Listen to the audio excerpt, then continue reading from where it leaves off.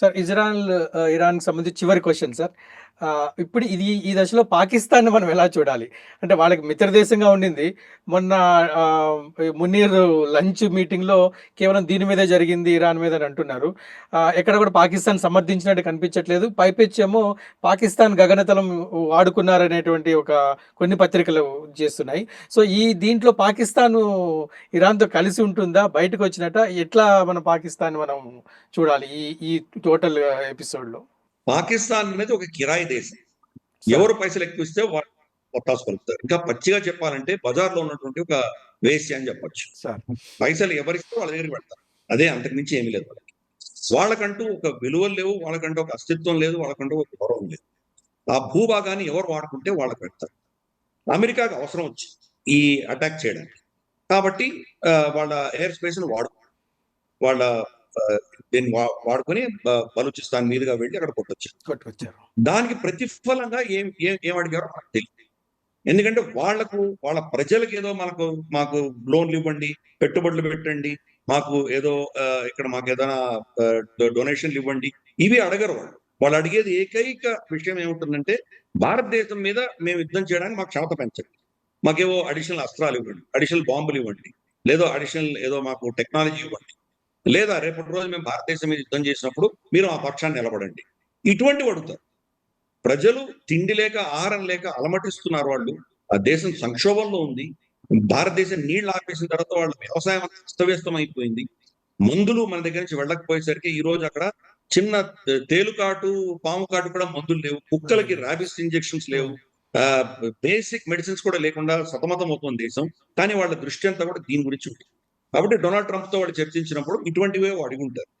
వాళ్ళకి కావాల్సింది భారతదేశానికి వ్యతిరేకంగా మాకేమి ఇస్తారు, F-16లకు మీరు ఏమైనా బాంబులు ఇస్తారా, ఇటువంటివేవో అడిగారు. అవి క్రమేపీ మనం రాబోయే రోజుల్లో చూస్తాం. అమెరికా సడన్ గా వాళ్ళకి ఏదో ఇవ్వడం, డ్రోన్స్ ఇవ్వడం, ఇటువంటివేవో ఇస్తారు. కాబట్టి క్విడ్ ప్రోకో అంటే దాని కిరాయి, మీరు మా ఎయిర్ స్పేస్ వాడుతున్నందుకు మాకేం కిరాయి ఇస్తున్నారు, అటువంటిదే ఒక రిలేషన్షిప్ తప్పితే ఏమీ లేదు. పైపెచ్చు సైద్ధాంతిక పరంగా వాళ్ళిద్దరూ విభేదిస్తున్నారు. వీళ్ళేమో సున్నీ దేశం, వాళ్ళేమో షియా దేశం. సునీలు షియాల మధ్యలో, ఇన్ఫాక్ట్ సునీలు షియాలని కాఫిర్స్ అని అంటారు. పాకిస్తాన్ లో వాళ్ళు సురక్షితంగా లేరు, వాళ్ళు చంపుతున్నారు. కాబట్టి అటువంటిది మరి ఇరాన్ వాళ్ళకి శత్రు దేశమే కదా. కొన్ని నెలల క్రితం ఒకరి మీద ఒకరు బాంబులు వేసుకున్నారు ఆల్రెడీ. ఇరాన్ బలూచిస్తాన్ లో కొన్ని ప్రాంతాల్లో దాడి చేస్తే మళ్ళీ పాకిస్తాన్ ఎదురు దాడి చేసి సిస్టాన్ బలూచిస్తాన్, ఇరాన్ లో ఉన్న సిస్టాన్ బలూచిస్తాన్ మీద వీళ్ళు కూడా దాడి చేస్తారు. కాబట్టి వాళ్ళ మధ్యలో పెద్ద మైత్రేమీ లేదు. ఎప్పుడు కలుస్తారంటే కాఫీర్లకు వ్యతిరేకంగా వాళ్ళిద్దరు కలుసుకోవచ్చు. భారతదేశం వ్యతిరేకంగానో, ఇజ్రాయెల్ వ్యతిరేకంగానో, అమెరికాకు వ్యతిరేకంగానో వాళ్ళిద్దరు కావచ్చు. కానీ ఇందాక నేను చెప్పినట్టు పాకిస్తాన్ ఒక కిరాయి దేశం. కాబట్టి వాళ్ళకి పైసలు ఇస్తే కనుక ఎవరైనా నమ్మేస్తారు, వాళ్ళ తల్లి నమ్మేసుకోవచ్చు. అటువంటి నైజం ఉన్న దేశం కాబట్టి అమెరికా ఈరోజు వాళ్ళకి కావాల్సింది ఇస్తోంది. కాబట్టి ఇరాన్ ని వాళ్ళు కంప్లీట్ గా వెన్నుపోటుకొచ్చారు. అంతకుమించి ఏమీ లేదు. ఎవరికి కూడా ఇక్కడ సోకాల్డ్ ఇస్లామిక్ ఉమ్మా, ఇస్లాం మనం అందరం ఒకటే ఒక కూటమిలా ఉండాలి అన్నటువంటి క్వశ్చనే లేదు అక్కడ. ఎవరి ఇంట్రెస్ట్ వాళ్ళు చూసుకుంటున్నారు. వాళ్ళ ఇంట్రెస్ట్ కోసము ఇస్లాంని కాదు వాళ్ళ దేశాన్ని ప్రతి దాన్ని కూడా వాళ్ళ అమ్మకానికి వాళ్ళ గిరివి పెట్టడానికి సిద్ధంగా ఉంది. సరే, ఇప్పుడు ఇరాన్ దీని మీద ఏమైనా ప్రతీకార చర్య తీసుకునే అవకాశం ఉందా? లేకపోతే కొంతకాలం ఇది ఇట్లా ఆగి ఉంటుందా? ఇజ్రాయెల్ పైన గానీ, లేదా అమెరికా పైన గానీ, అమెరికా మిత్ర దేశాల పైన గానీ?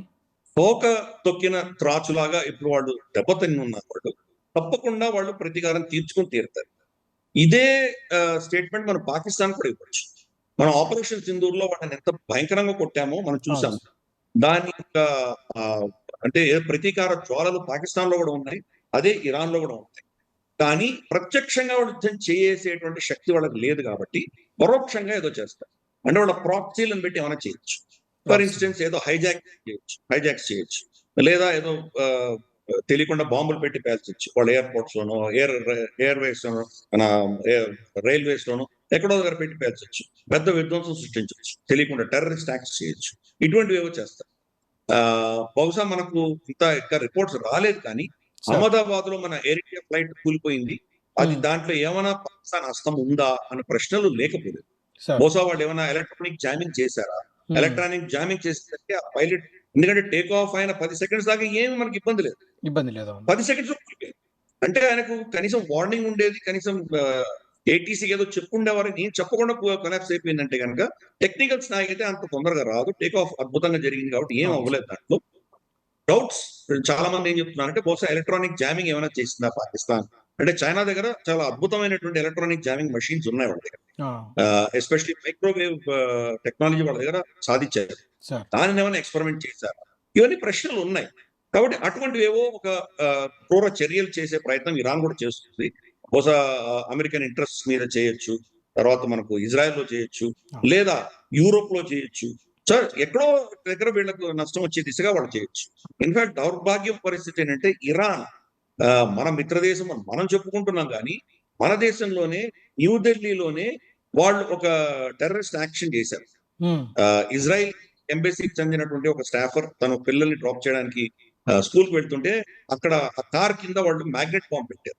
అంటే ఒక బైక్‌లో వెళ్తూ ఒకతను అంటే బైక్‌లో వెళ్తున్న టెర్రరిస్టులు ఆ కార్‌కి దాన్ని మ్యాగ్నెట్ బాంబ్ అటాక్ చేసి వెళ్ళిపోయారు. సార్. అది స్కూల్‌కి వెళ్ళగానే డెటోనేట్ అయ్యి పాపం వాళ్ళు చనిపోయారు. చెప్పారు. అవును. కాబట్టి భారతదేశంలోనే వాళ్ళు టెర్రరిజం యాక్ట్ చేయగలరు. ఇంకా మరి యూరోప్, అమెరికాలో ఏం చేయగలరో మనం అర్థం చేసుకోవచ్చు. కాబట్టి ఎక్కడైనా చేయొచ్చు. ఇటువంటి టెర్రరిస్ట్ యాక్ట్స్ ఇటువంటివి ఏమైనా చేస్తే చేస్తారు గానీ, డైరెక్ట్‌గా ప్రత్యక్షంగా యుద్ధం చేసేటువంటి క్షమత ఇప్పుడు దెబ్బతింది. బాగా గణనీయంగా దెబ్బతింది. కాబట్టి మళ్ళీ మిసైల్స్ ఫైర్ చేసుకొని యుద్ధం అటువంటి యుద్ధాలు రాకపోవచ్చు. కానీ ఏదో ప్రతీకారం తీర్చుకునే దిశగా ఏవో చేయొచ్చు. ఫర్ ఇన్‌స్టెన్స్ పర్షియన్ గల్ఫ్‌లో వెళ్తున్న షిప్పులని దాడి చేయొచ్చు.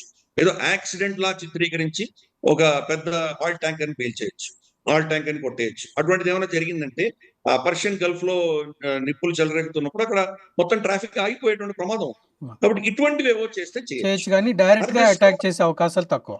డైరెక్ట్‌గా అటాక్ చేసే అవకాశం తక్కువ. అవకాశాలు తక్కువ. భారతదేశంలో కూడా ఇవేవో చేస్తుంది. పాకిస్తాన్ తప్పకుండా చేస్తుంది. బహుశా ఈసారి కాశ్మీర్‌లో చేయకపోవచ్చు. కాశ్మీర్‌లో చేయంగానే అందరూ పర్వాలేదులే అని చెప్పి వదిలేసుకునేటువంటి పరిస్థితులు ఉన్నాయి కాబట్టి, బహుశా ఏదో హైదరాబాద్‌లోనో, బెంగుళూరులోనో లేదా ఇతరత్రా మనకున్నటువంటి ఢిల్లీలోనో, ముంబైలోనో ఎక్కడో దాడులు చేయించొచ్చు. అది కూడా బహుశా పాకిస్తాన్ నుంచే రాకుండా ఏదో బంగ్లాదేశ్ నుంచి వచ్చే వాళ్ళని ఎవరినో పంపించి చేయొచ్చు. కాబట్టి ఆ ప్రతీకారం తీర్చుకొని తీరుతాము అని వాళ్ళు ఎందుకంటే మత ఛాందస్సుతో ఉన్న దేశాలు కాబట్టి అవును. వాళ్ళకు ఈ దెబ్బని తట్టుకునేటువంటి క్షమత లేదు వాళ్ళకు. దాన్ని ఆ అవమానాన్ని భరించలేరు. దాన్ని మళ్ళీ ప్రతీకారం తీసుకొని తీరాలి. కాబట్టి పాకిస్తాన్ దగ్గర నుంచి కూడా మనకు అటాక్ వచ్చి తీరుతుంది. దాంట్లో ఎటువంటి సందేహం ఉండక్కర్లేదు. సరే తర్వాత మనం ఏం చేస్తాం అన్నది వేరే విషయం. కానీ మన మీద దాడి జరుగుతుంది. ఎందుకంటే దాడి చేసేవాడు ఎప్పుడు కూడా వాడికి సర్ప్రైజ్ ఎలిమెంట్ వాడికి అడ్వాంటేజ్ ఉంది.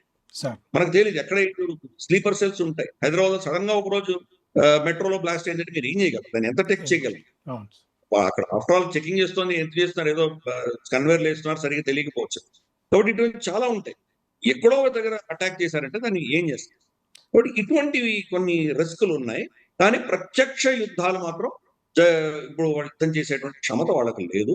పరోక్షంగా మాత్రం ఇంకా జరుగుతూనే ఉంటుంది. ఇటువంటి ఘటనలు సార్. జరుగుతాయి. సార్ చాలా సంతోషం సార్. ఇరాన్, ఇజ్రాయెల్ యుద్ధం గురించి చాలా స్పష్టంగా మా ఆంధ్రప్రభ ప్రేక్షకులకు తెలియజేసినందుకు ధన్యవాదాలు సార్. నమస్తే. నమస్తే.